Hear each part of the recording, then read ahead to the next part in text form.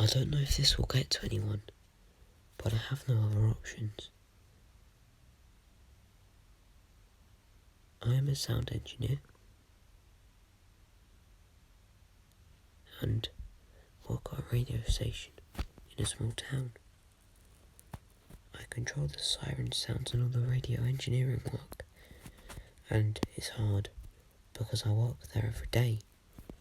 Because if a siren went off and then it was so quiet nobody would be warned. Not at all. Not all at least. I'm going to tell a story about what happened to me the second week of me working there when the blizzard fell.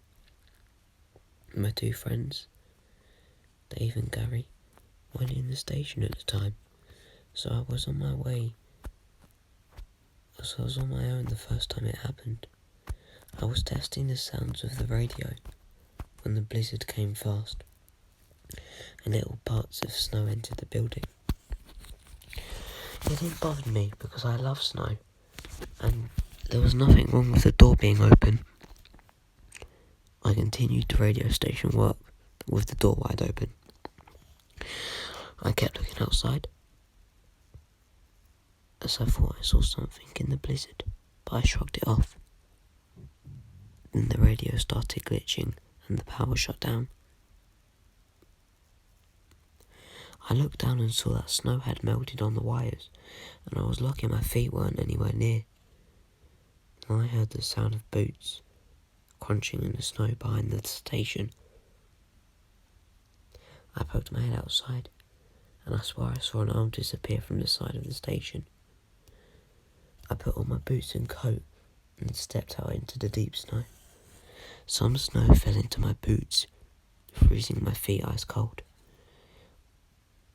I shivered as I walked around the back. I then saw the arm disappear to the left side of the station. I walked around there and saw something black buried in the snow. I trudged back to the station and grabbed a shovel and walked back around the side. I began digging up the snow and I froze. Below the snow was a hand, not a severed hand, a hand that was still attached to the ice-cold body. I tugged the hand and I pulled out Gary. He was frozen under the snow, eyes wide open, in a horrified position. I brought Gary back into the station and rested him on the blanket on the floor and closed the door. I warmed up a hot bottle and laid it on his stomach. His arms were frozen in a hands up position. I tried to restore the power to no avail. I tried calling an ambulance to no avail. There were no lights on in the city. I heard squeaks from multiple animals and loud, aggressive footsteps coming to the door. They stopped, and I'm so happy that the windows were covered in snow, because whoever was out there couldn't see me.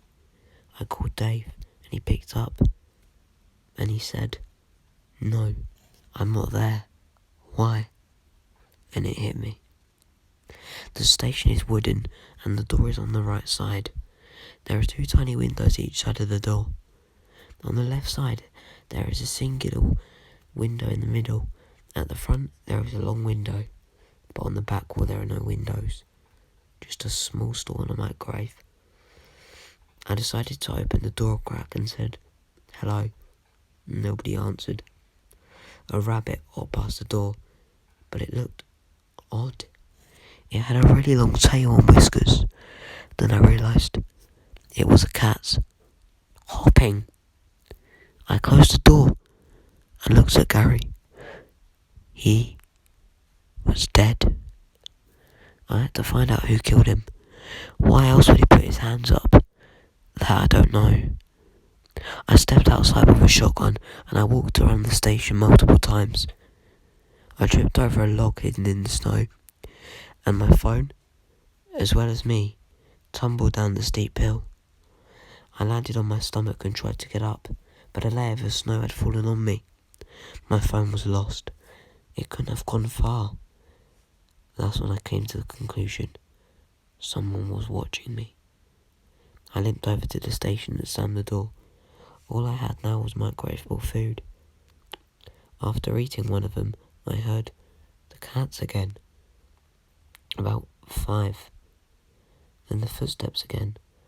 I'd wiped some snow off the window and could see a really tall man. I don't even know if it's a man. He looked about 7 foot, and the station was probably about 6 foot, not including the sloped roof that was 2 foot. It had a purple rag on, 5 cats with him. I crouched down and swore it saw me. I was right. It wasn't bothered about me, it was bothered about Gary.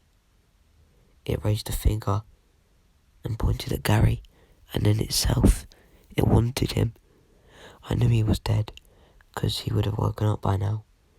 I opened the door, and the head of the fin poked in. Its eyes were red and its skin was brown, like wood. It grabbed Gary's leg and tugged him out in a blink of an eye, and the door slammed shut. I saw a cat staring at me from inside the station. I screamed as it jumped on me and bit and started tearing me. I grabbed its ear and tossed it into the microwave and ran outside. The creature and cat just watched me. I will never return to that place. It was said on the news that a man was found in his car, and he looked like he had been mauled to death. It was Dave. But the thing confuses me. Since when were cats 7 foot tall?